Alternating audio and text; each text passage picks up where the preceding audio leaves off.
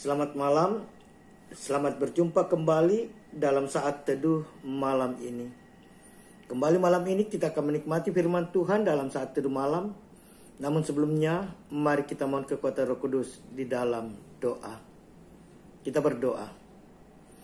Terima kasih Tuhan untuk semua kebaikan-Mu dalam sepanjang hidup kami, khususnya dalam sehari yang sudah Tuhan karuniakan. Malam ini kami akan menikmati firman-Mu lewat saat teduh malam. Curahkan Roh Kudus-Mu bagi kami Tuhan. Ketika kami membaca dan merenungkan firman-Mu, Roh Kudus-Mu memampukan kami memahami firman-Mu dan memberlakukannya. Bersabdalah, kami siap menyambutnya. Amin. Pembacaan kita malam ini saya pilih dari kitab Kolose pasal 1 ayat 10.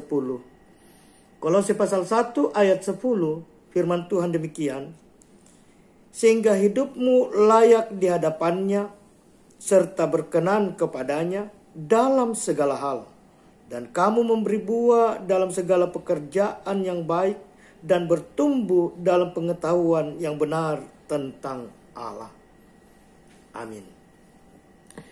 Tema kita malam ini, bekerja untuk apa? Bekerja untuk apa? Bapak Ibu saudara-saudara yang dikasihi dan diberkati Tuhan Yesus, bekerja adalah bagian yang harus dilalui dan dilakukan oleh setiap umat manusia, tidak terkecuali sebagai umat Allah. Namun yang menjadi persoalan adalah bagaimana umat Allah memahami tugas dan tanggung jawabnya dalam pekerjaan yang dijalaninya setiap hari. Dan untuk apa pekerjaan atau bekerja itu mereka lakukan. Pembacaan kita malam ini, Rasul Paulus coba memberikan penjelasan tentang bekerja. Bekerja sebagai kewajiban yang harus dilihat, harus dapat dimaknai dalam iman sebagai bentuk kasih Allah bagi kita untuk membuat hidup kita layak dan berkenan kepadanya. Oleh karena itu, bagi Rasul Paulus, bekerja adalah sebuah anugerah. Anugerah yang harus disyukuri dan dinikmati. Anugerah Allah yang dihadirkan dalam hidup setiap orang untuk mendatangkan kebaikan dan berkat-berkatnya bagi hidup dan kehidupan kita. Bekerja dalam pemahaman perspektif Rasul Paulus adalah ibadah. Sehingga setiap orang yang bekerja harus bekerja dalam tanggung jawab yang penuh kepada Allah. Bahwa karena bekerja atau pekerjaan adalah karunia Allah, hendaknya hal itu kita lakukan dengan sepenuh hati. Dilakukan dengan bertanggung jawab. Agar apa yang dikerjakan itu sungguh-sungguh berbuah berkat. Bukan hanya untuk diri kita, tapi juga untuk orang banyak. Jadi ketika kita bekerja, mari kita lihat pekerjaan itu sebagai cara Allah menghadirkan kasih-Nya, dan juga kita kerjakan secara benar, bertanggung jawab dan penuh sukacita. Sehingga pekerjaan yang kita lakukan tidak hanya sebagai sebuah kewajiban belaka, tetapi jauh lebih dari itu. Kita kerjakan dengan sebuah konsep bahwa pekerjaan ini tidak hanya akan menghadirkan berkat bagi diri kita, tapi juga menjadi berkat bagi banyak orang dan menjadi kemuliaan bagi nama Allah. Bahwa bekerja atau pekerjaan haruslah merupakan sebuah bentuk kesaksian kita kepada setiap orang untuk menghadirkan kemuliaan Allah. Jadi menurut Rasul Paulus, apapun yang kita kerjakan, apapun yang kita buat, yang Tuhan anugerahkan dan Tuhan perkenankan, mari kita kerjakan itu sebagai bentuk kesaksian kita. Yang pada akhirnya lewat hal itu nama Tuhan dipermuliakan. Orang lain melihat kehadiran Tuhan lewat etos kerja kita, cara dan kesetiaan kita bekerja. Bahwa bagi umat Allah, bekerja bukan hanya sekedar mencari nafkah, tetapi lebih dari itu, ada dimensi ilahi di dalamnya, yaitu bekerja untuk menjadi berkat, bekerja untuk menjadi kesaksian. Hal ini menjadi penting untuk kita ingat, sehingga ketika kita masuk kepada bekerja untuk apa, maka bagi orang percaya, bekerja adalah untuk menjadi berkat, untuk menjadi kesaksian. Jadi bekerja atau pekerjaan yang dilakukan oleh orang percaya berdimensi kesaksian, berdimensi berkat, sehingga ketika ia bekerja, ia melihat pekerjaannya sekali lagi bukan hanya sebagai sebuah kewajiban belaka, bukan hanya sebagai sebuah hal yang harus dilakukan sebagai sebuah rutinitas, tetapi jauh lebih dari itu.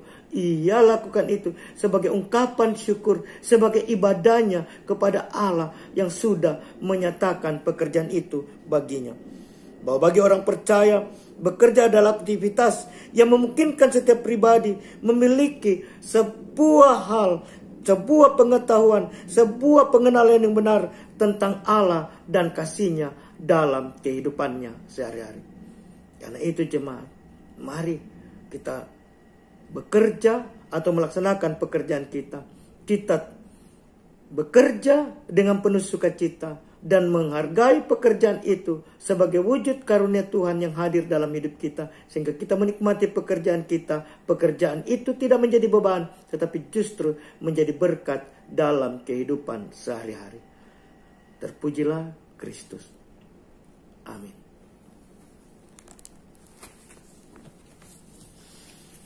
Mari kita akan akhiri saat teduh malam ini, kita berdoa.